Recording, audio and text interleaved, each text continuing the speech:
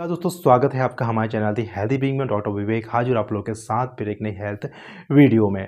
दोस्तों अक्सर ऐसा होता है कि हमें कभी चोट लग जाती है, ठीक है, कभी हमें जाते जाते कहीं पर हम गिर गए, ठीक है, हमें मोच आ गई, तो वहाँ पर हमें बड़ा कन्फ्यूजन रहता है कि यहाँ पर हम गर्म सिकाई करें या फिर ठंडी सिकाई करें।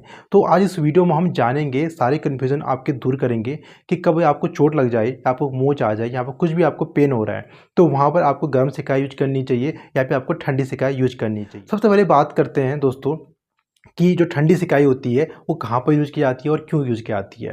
दोस्तों सबसे पहले आपको बताना चाहूँगा कि इसका जो कॉन्सेप्ट होता है ठंडी सिकाई का, वो आपको बताना चाहूँगा।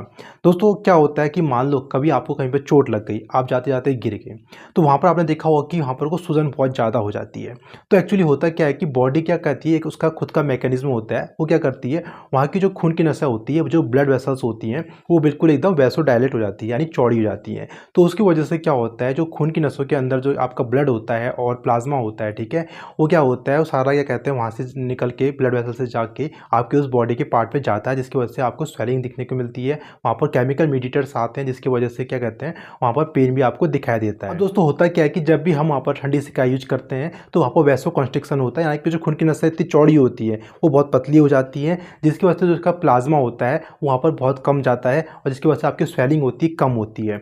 दूसरा क्या करती है, जो ठंडी सिकाई होती है वहाँ पर क्या कहते हैं लगाने से वहाँ पर नंबनेस आती है, जिसकी वजह से आपको पेन में भी क्या कहते हैं आपको कमी दिखाई देती है। दोस्तों जानते हैं कि कहाँ पर आपको ठंडी सिकाई का यूज करना होता है।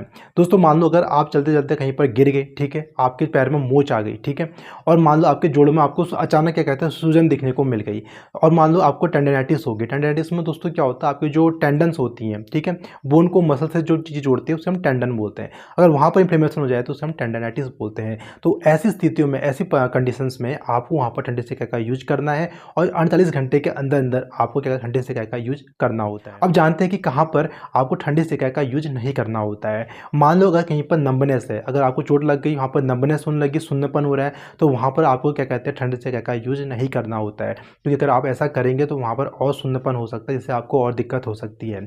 अगर मान लो कहीं पर आपको ऐसी सूजन दिख रही है जहाँ पर आपको लग रहा है कि आपका इन्फेक्शन हो सकता है, बुखार आ रहा है, तो वहाँ पर आपको ठंडी सिकाई का यूज नहीं करना होता है, क्योंकि यहाँ पर कॉन्सेप्ट ये होता है कि अगर आप ठंडी सिकाई का यूज करेंगे तो वैसो कॉन्स्ट्रिक्शन होगा। वैसो कॉन्स्ट्रिक्शन की वजह से क्या होगा, वहाँ पर सही से ब्लड फ्लो नहीं पाएगा और वहाँ से डब्ल्यूबीसी भी सही से क्या कहते हैं वहाँ पर जा नहीं पाएंगे, जिसकी वजह से आपका इन्फेक्शन कम होने के बजाय ज़्यादा बढ़ने लग जाएगा। तो ऐसी कंडीशंस में आपको कभी भी ठंडी सिकाई का यूज नहीं करना होगा। तो दोस्तों ये बात रही ठंडी सिकाई की। अब जानते हैं कि गर्म सिकाई आपको कब करनी होती है और गर्म सिकाई करने का कॉन्सेप्ट क्या होता है। दोस्तों जो गर्म सिकाई होती है उसे हम हमेशा कभी भी इंजरी हो जाए, चोट लग जाए, उसके 48 घंटे के बाद यूज करते हैं। यानी कभी भी ऐसी कंडीशन जहाँ पर आपको बहुत क्रोनिक पेन चल रहा हो, ठीक है, बहुत लंबे टाइम से आपके शरीर के किसी पार्ट में आपको दर्द हो रहा है, तो वहाँ पर हम गर्म सिकाई का यूज करते हैं।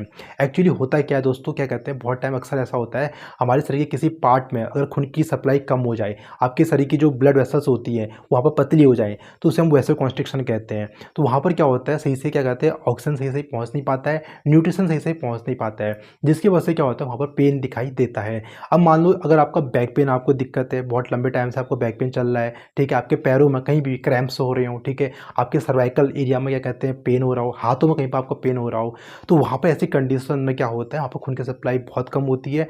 जब आप गर्म सिकाई करते हैं तो वैसोडायलेशन होता है, खून की नसें बहुत चौड़ी होती हैं, जिसकी वजह से क्या होता है वहाँ पर क्या कहते हैं खून सही से पहुँचता है, ऑक्सीजन सही से सप्लाई सही से होती है, न्यूट्रिशन सही से पहुँचता है, जिससे आपका जो पेन होता है वो अच्छे से सबसाइड होता है, यानी कम हो जाता है। तो ये कॉन्सेप्ट था आपकी गर्म सिकाई करने का। अब जानते हैं कि कहाँ पर आपको गर्म सिकाई करनी होती है। पहला तो आपको ध्यान रखना है कि 48 घंटे के बाद, इंजरी के 48 घंटे के बाद आप क्या कहते हैं यूज कर सकते हैं गर्म सिकाई को। अच्छा मान लो किसी को बैक पेन हो गया, ठीक है, सर्वाइकल पेन है, हाथों में कहीं पे पेन हो रहा है, ठीक है, तो वहाँ पर क्या करना है आपको क्या कहते हैं गर्म सिकाई का यूज करना होता है। जानते हैं कि कहाँ पर आपको गर्म सिकाई का यूज नहीं करना होता है। अगर मान लो कहीं पे इंजरी हुई और ठीक है हॉट रेडनेस कहीं पर है, तो वहाँ पर आपको कभी भी क्या कहते हैं गर्म सिकाई का यूज नहीं करना होता है, क्योंकि वहाँ पर क्या होता है एक्चुअली आपका वैसोडायलेशन यानी खून की नसें पहले से चौड़ी होती हैं, ठीक है, बहुत सारा खून वहाँ पर ब्लड प्लाज्मा वहाँ पर एक्यूमुलेट होता है। अगर आप क्या कहते हैं आप गर्म सिकाई यूज करेंगे तो और ज़्यादा प्लाज्मा वहाँ पर निकलेगा और स्वेलिंग जो होगी बहुत ज़्यादा होगी, रेडनेस भी बहुत ज़्यादा देखने को मिलेगी। तो ऐसी जगह पर जहाँ आपको बहुत ज़्यादा रेडनेस देखने को मिल रही है तो वहाँ पर कभी भी आपको गर्म सिकाई का यूज नहीं करना होगा। अच्छा इसके अलावा अगर मान लो कहीं पर आपको इंजरी होगी और खून बह रहा है, तो वहाँ पर भी आपको कभी भी क्या कहते हैं गर्म सिकाई का यूज नहीं करना होता। अगर आप गर्म सिकाई का यूज करेंगे तो वहाँ पर क्या होगा, जो खून होगा वो बहते रहेगा, आपका खून क्या कहते हैं वहाँ पर क्लॉट सही से नहीं बनेगा, तो इसकी वजह से आपका खून बहते रहेगा और आपको बहुत ज़्यादा दिक्कत हो सकती है। तो ऐसी कंडीशंस में कभी भी आपको गर्म सेकाई का यूज नहीं करना होता है। तो दोस्तों इस वीडियो में आपने जाना कि कहाँ पर आपको गर्म सेकाई का यूज करना चाहिए, कहाँ पर आपको ठंडे सेकाई का यूज करना चाहिए। वीडियो अच्छी लगे तो वीडियो को लाइक और शेयर जरूर करें। मिलते हैं ऐसे नेक्स्ट हेल्थी वीडियो, तब तक के लिए नमस्कार।